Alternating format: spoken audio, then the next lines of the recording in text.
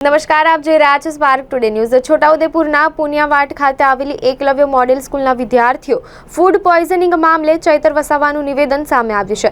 જો બાળકોને વાયરસના કારણે બીમાર પડ્યા હોય તો બીજી પણ સંકુલમાં અસર થવી જોઈએ તેમ ચૈતર વસાવાએ કહ્યું છે। એક જ વિભાગમાં કેવી રીતે અસર થાય તે તપાસનો વિષય છે।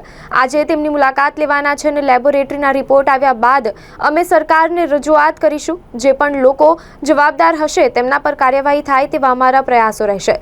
ત્યાં સડેલું અનાજ અને શાકભાજી મળ્યું હતું એટલે ચોક્કસપણે ફૂડ પોઈઝનિંગ થયું છે તેવું ચૈતર વસાવાનું કહેવું છે। છોટાઉદેપુર પુનિયાવાડા જે ગામ છે ત્યાં મોડલ એકલવ્ય શાળા છે।